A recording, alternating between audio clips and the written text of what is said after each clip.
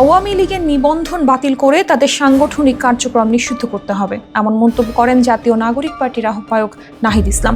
তিনি বলেন, সংস্কার, নির্বাচন ও আওয়ামী লীগের বিচার, এই তিন আলোচনাকে সামনে রেখে আগাচ্ছে বর্তমান রাজনীতি। তার দাবি, এই তিন আলোচনার মাধ্যমে গণতান্ত্রিক রূপান্তর হওয়া সম্ভব। সম্প্রতি জাতীয় প্রেস ক্লাবে এবি পার্টির প্রতিষ্ঠা বার্ষিকী অনুষ্ঠানে এমন মন্তব্য করেন নাহিদ ইসলাম। তিনি বলেন, নির্বাচন অথবা রাজপথে গণ অভ্যুত্থানের মাধ্যমে আওয়ামী লীগের রাজনৈতিক ময়দান থেকে সরাতে হবে। তার মতে, জনগণই আওয়ামী লীগের ব্যাপারে সিদ্ধান্ত নেবে। এ সময় নাহিদ ইসলাম আওয়ামী লীগের নিবন্ধন বাতিল ও তাদের সাংগঠনিক কার্যক্রম নিষিদ্ধ করার ব্যাপারে জোর দেন। তিনি বলেন, আওয়ামী লীগ রাজনীতির নৈতিক ভিত্তি হারিয়েছে। সম্প্রতি ঘটে যাওয়া গণ অভ্যুত্থানে জনগণ মুজিববাদ ও আওয়ামী লীগকে অস্বীকার করেছে।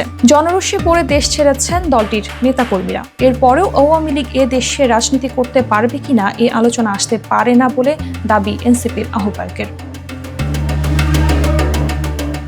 এছাড়া মৌলিক সংস্কারের জায়গায় সব রাজনৈতিক দলকে ঐক্যবদ্ধ থাকতে হবে বলে জানান নাহিদ ইসলাম। তার মতে, জনগণের আকাঙ্ক্ষা বাস্তবায়নে জাতীয় ঐক্যের মাধ্যমে হস্তান্তর হতে পারে শাসন ব্যবস্থা ও ক্ষমতা।